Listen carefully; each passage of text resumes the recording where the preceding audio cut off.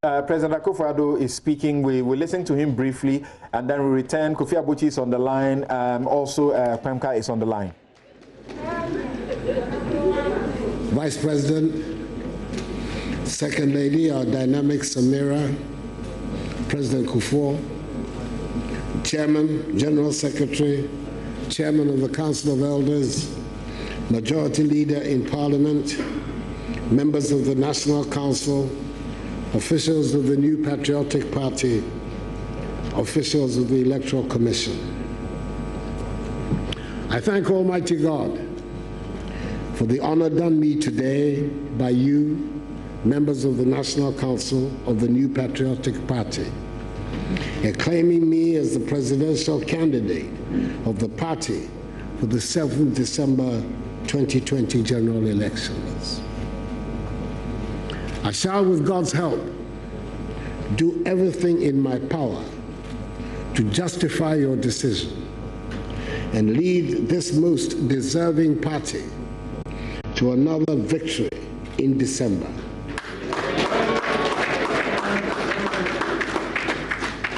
I accept in all humility your decision. The rules of the Electoral Commission and the Constitution of the Republic require that at the time of filing my nomination, I should indicate the identity of my running mate, who, if God permits, will be the Vice President of the Republic.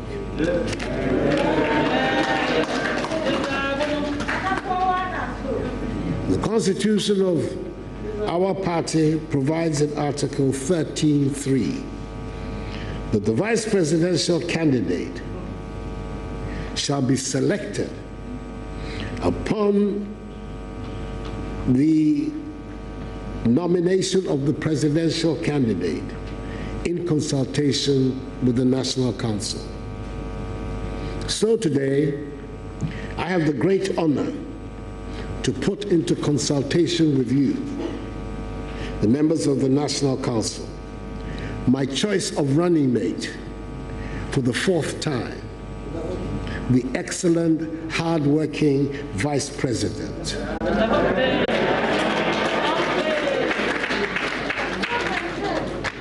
Alhaji Muhammadu Bawumia. With your endorsement, the party will complete its presidential ticket, a feat that appears to elude some of our opponents. We have no such difficulty. We have a most fitting person to feature on our ticket. And I give you Mr. Digital. Mr. You and I were not there. The economic prophet, the Adam Smith of Wale Wale, my good and loyal friend, Alhaji Muhammadu Bawumia.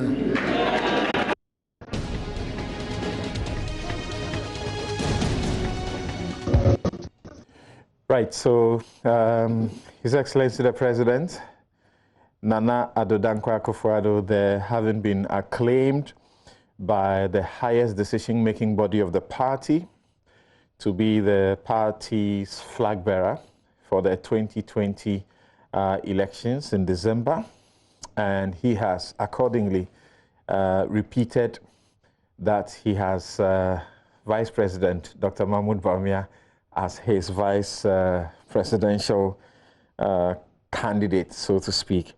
So clearly, there's a message that he's sending out, and he even added, without leaving it veiled, that the NDC appears to be in a difficulty producing a running mate.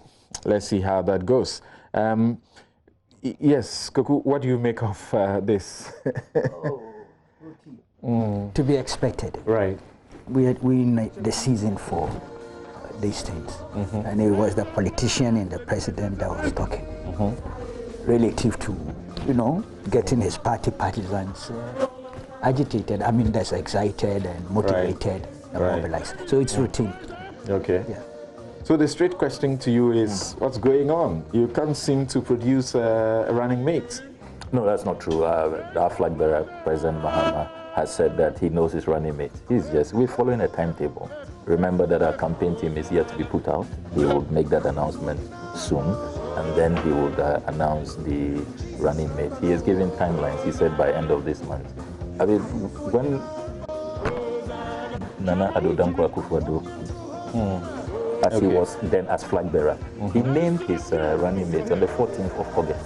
You know, we are nowhere near August. That's in 2008. So it's the tradition is that when you are incumbent, it's automatic. Or if you drop your running mate, then it portends crisis.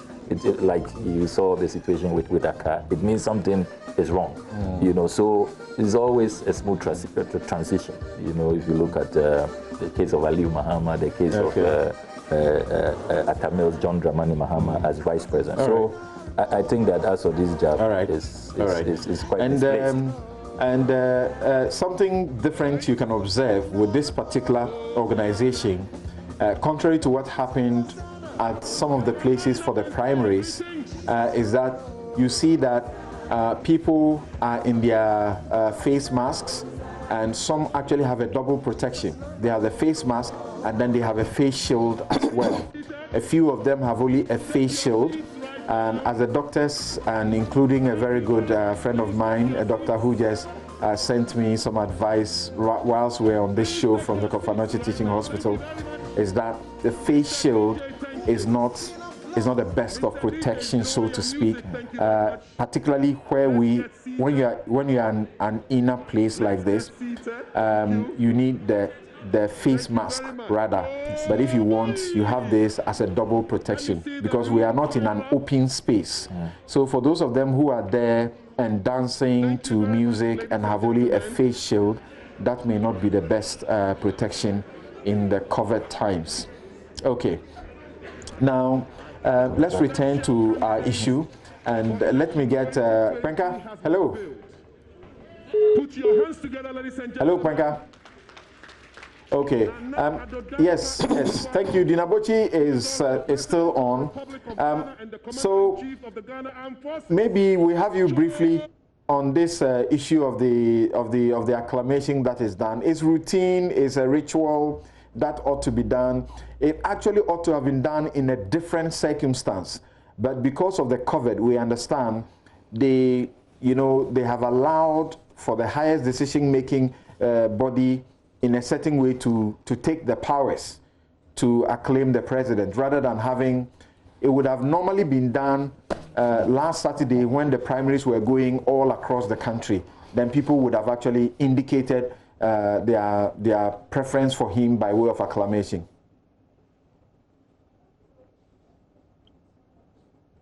Yes, hello, Samson.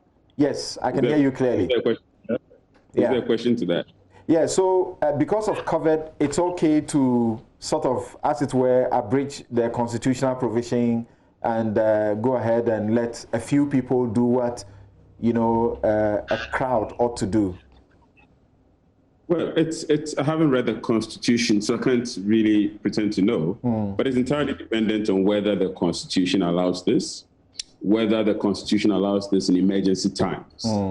If the Constitution does allow it, then it's done. But if the Constitution doesn't allow it, you may always have a troublemaker somewhere one day wanting to take this out. And that's always a sovereign difficulty or danger that you face. So if the Constitution allows it, then there's nothing to talk about. But if the Constitution doesn't, and it's just an emergency improvisation, then you always have that question mark at the background in terms of someone one day waking up and challenging the process. So for the political parties, particularly for the NDC and the NPP, they have this omnibus provision that allows the highest decision-making body to do almost everything, so that in certain circumstances they become the law, so to speak.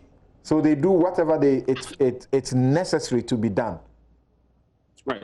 So if you have the Constitution framed in those terms, that the highest decision body has the power to undertake acts or make such decisions as unnecessary for the smooth running of the party from time to time. Once you have this general framing or phraseology as far as the Constitution is concerned, then then of course it's allowed. All right. So I do not have the benefit of those provisions, so I can't really comment in detail. But once it's allowed, that's it. Right. But if it's allowed, there's nothing to be commented. Penka, are you able to assist us the specific provisions of your Constitution from where the mandate is drawn to do this instead of having the delegates do it?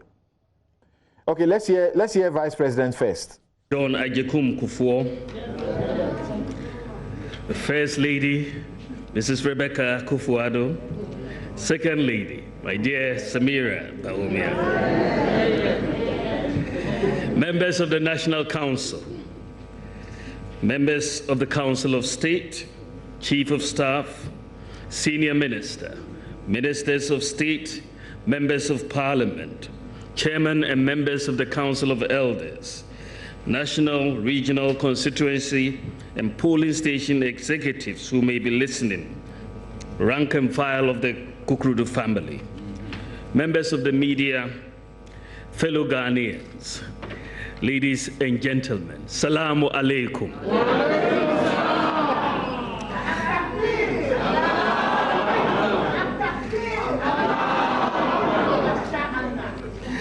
I thank the Almighty God for this historic day.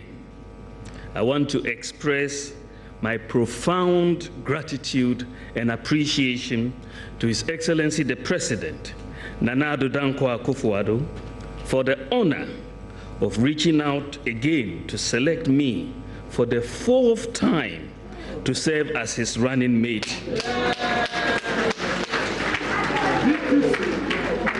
His running mate, and inshallah, the next Vice President of the Republic in 2021. This day is historic because it has never happened before in the history of our country that a presidential candidate will select the same running mate 4 times in a row. That's never happened before. His Excellency the President selected me in 2008 against all odds. In 2012, in 2016, and now in 2020. Ladies and gentlemen, this tells you about the man, Nana Addo Dankwa Akufo-Addo, that I have come to know over the last few years. He is a strong leader. He's a caring leader, a God-fearing leader, a trustworthy leader, and a consistent leader.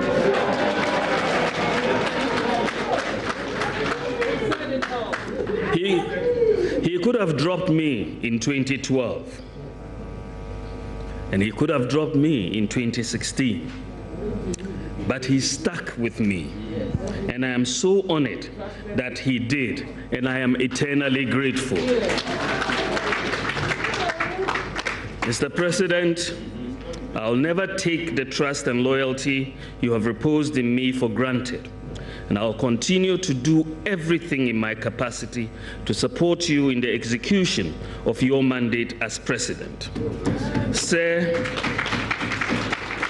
it has been a privilege and an honor working for you, and I thank you for giving me the opportunity. God bless you. Mr. President, you have chosen me for the 4th time, and inshallah, the people of Ghana will give you 4 more years to do more for Ghanaians. Furthermore, I wish to express my heartfelt gratitude to the members of the National Executive Committee and the National Council of our party. I thank them most sincerely for their overwhelming endorsement of my nomination.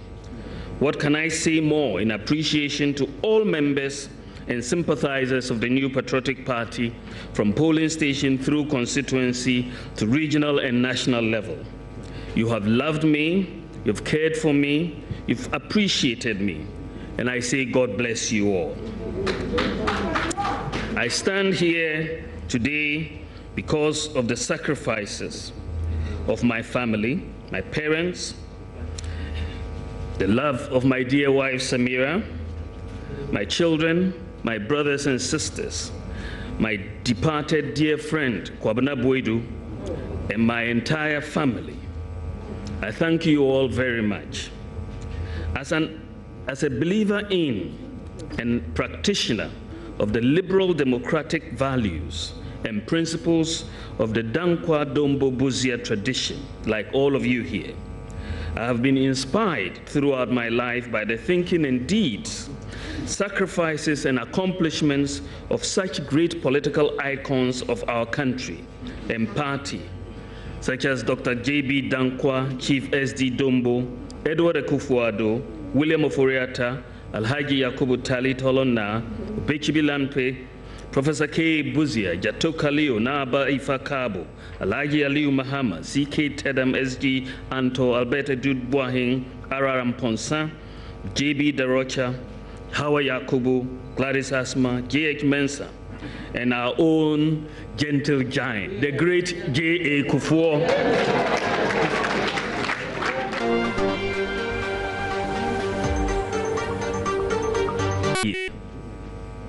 I'm so indebted to so many men and women who have sacrificed and continue to sacrifice for our party and our country on a daily basis without reward or recognition.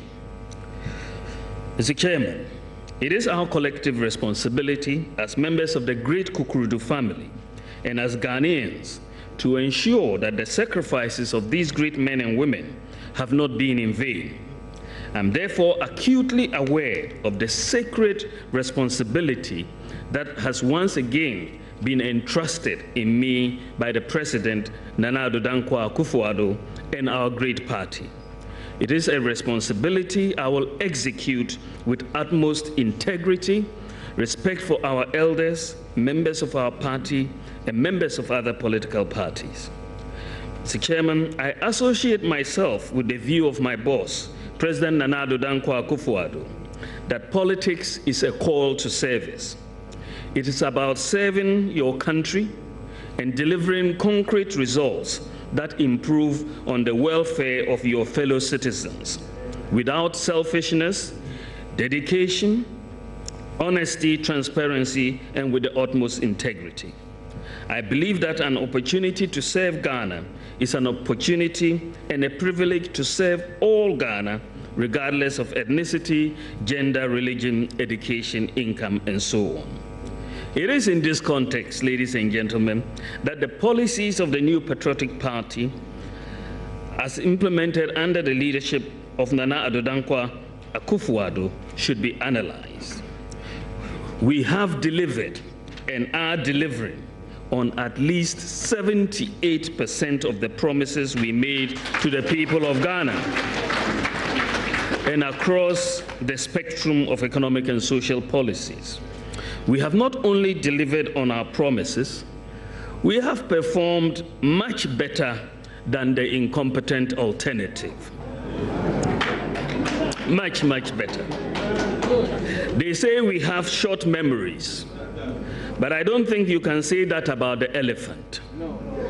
We recall that 8 years in office, after 8 years in office, the result of their economic mismanagement was declining growth, high and constantly rising inflation, rapidly depreciating currency, loss of business confidence, high unemployment, poorly regulated financial services sector, a collapsing NHIS, no ambulance system to speak about, doomsaw, 45% average annual increase in electricity prices, increases in taxes, the freeze on public recruitment, cuts in research allowances, termination of teachers and nursing training allowance, teachers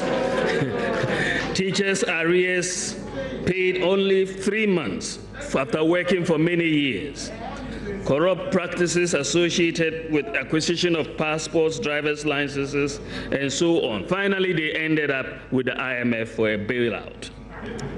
Notwithstanding this abysmal performance in office, they are still trying to make a comeback to give us an additional dose of their incompetence. Mr. Chairman, I know they don't read, but I entreat them to take a look at the data to get better informed on our performance vis-à-vis theirs. They should not only read the data, but they should try to understand it so that they don't mislead Ghanaians like their mosquito general tried to do after the verdict of the Supreme Court on Thursday.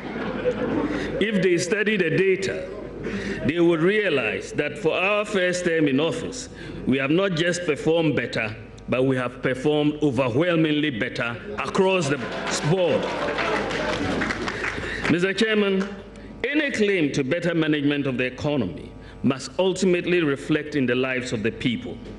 How have we been able to reduce the suffering of our people and make life easier for them after 3.5 years in office? That is exactly what President Nana Akufo-Addo has done. We have ended the suffering associated with Dumso. We have reduced electricity tariffs by 10.9% compared to a cumulative increase of 264% under the NDC. And we have further reduced tariffs by 50% for the months of April, May, and June this year. We provided free water for households in April, May, and June. Petroleum prices have increased by half the rate that they did under the NDC. We have doubled the capitation grant, established NAPCO, created jobs, and stopped the freeze on recruitment in the public sector. We've recruited over 550,000 people. We've abolished fees for postgraduate medical training, increased the share of the District Assembly Common Fund to the disabled. We've exempted Kayaye from market tolls. We've ensured the implementation of our promise to employ 50% of the persons who manage the country's toll booths from amongst persons with disabilities.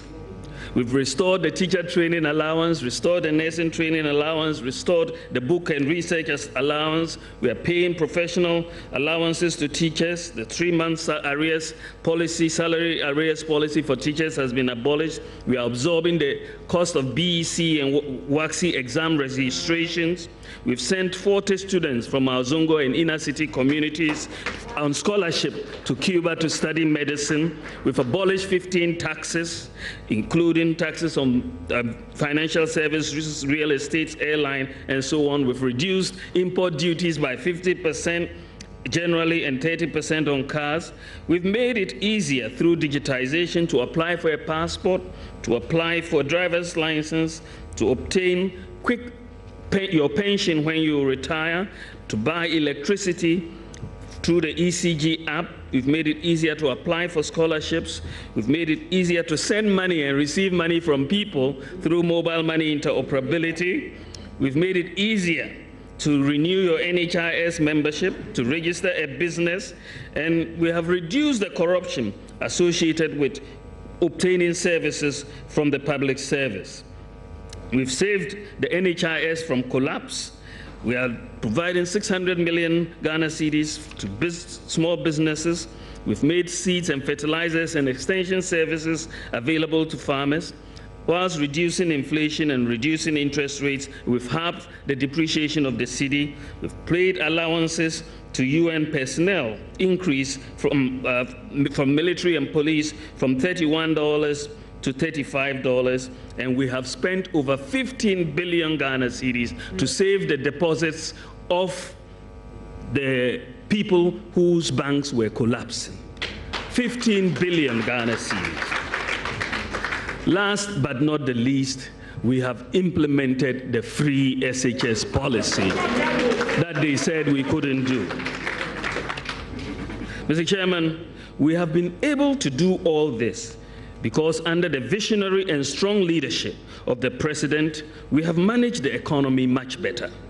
After 8 years in government, the NDC economy could not afford to pay teacher training allowances of just 60 million Ghana cedis. That economy, it could not afford to pay, so they had to cancel the teacher training allowance. In our first year in government, We restored these allowances, reduced and abolished 15 taxes, implemented the free SHS. In fact, by 2019, free SHS, NAPCO, the tax decisions, the tax deductions, teacher and nursing training allowances, and the cost of cleaning up the financial sector mess that we inherited was a total of 20.14 billion Ghana cedis. 20.14 billion Ghana cedis. So how can an economy that could not afford 60 million Ghana cedis on teacher training allowances be able to undertake an additional 20 billion Ghana cedis expenditure in just 3 years? This is why the NDC never believed that free SHS, which is costing us over 2 billion Ghana cedis annually, was possible immediately. We made it possible, and the difference is the competence of the economic management under the strong and decisive leadership of President Nana Addo Dankwa Akufo-Addo. Ladies and gentlemen, it is therefore important that we stay the course and not play chaskele with the economy. Incompetent economic management has major consequences. The money we used to clean up the financial sector, over 15 billion Ghana cedis, and to pay the excess capacity charges from the power purchase agreements that the NDC entered into, could have been used to do much more. Mr. Chairman, we have done a lot in the last 3.5 years, but there is a lot more to do to realize the vision of the President, Nana Addo Dankwa Akufo-Addo. The goal, as set out by the President, is a Ghana beyond aid. It is to build a modern, prosperous, and self-reliant nation which leaves no one behind. We have started putting in place the building blocks and systems. Economies work when systems and institutions work. We want to move away from the discretion of individuals to the efficiency of systems and institutions. Economies that depend on the discretion of individuals to get things done are generally inefficient and breed corruption.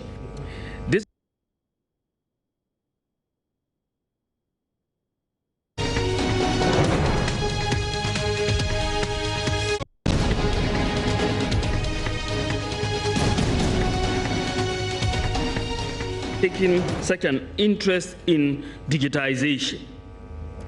The answer is simple. We are thinking about the future, and digitization holds the key to the future in boosting economic growth, efficiency of service delivery in the public sector, reduction in corruption, transparency, and accountability. As an economist, I understand that there are certain key systems and institutions that have to be in place for effective monetary and fiscal policy. These include a unique identification system, an address system, and financial inclusion, and an efficient public sector delivery. The application of technology through digitization is going to help us put all these systems and institutions in place. Digitization is the best way to protect the poor and the underprivileged, and who have no connections.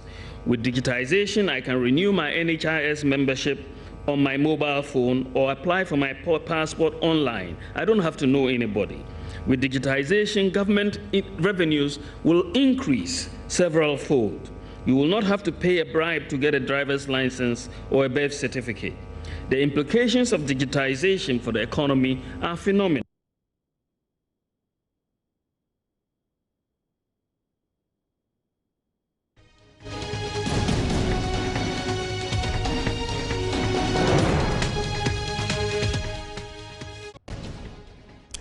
Welcome back from the NPP's acclamation process that's just happened, and Dr. Bawumia now speaking after the president named him again to be his running mate.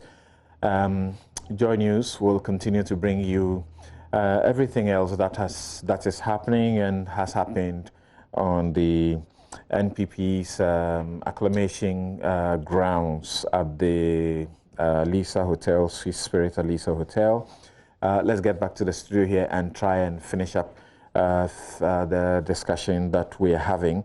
And Kwenka, if you are there, I just needed you to give us, assist us with a little clarity on the provision that allows your party to abridge the acclamation process. Instead of having it being done by the delegates, you have an executive arm of the party doing so.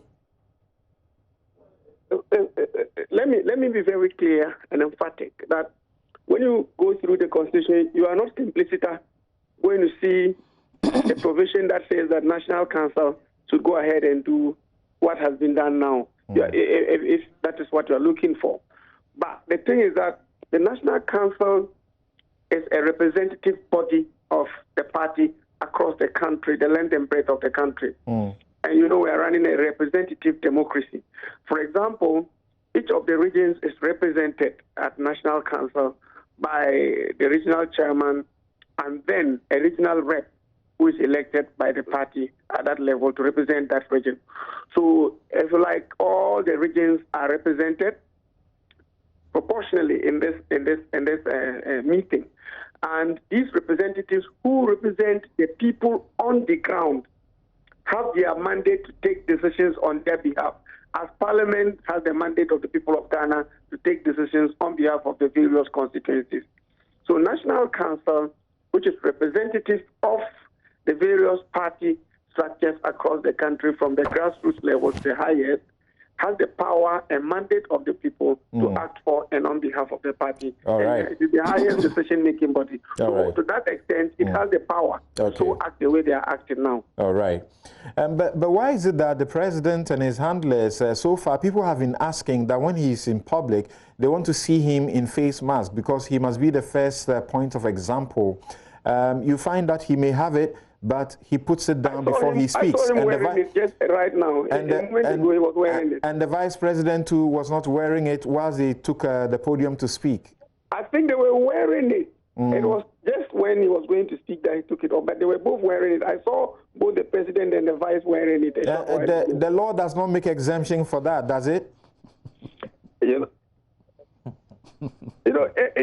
Samson, you see, that is another issue that we will need to actually look at critically at a later period. You know, you raised it earlier today, and I heard you raise it in clear terms about leaving your house and returning to your house and going to a public place, etc. It's going to be the subject of another debate another day if you want us to do an engagement.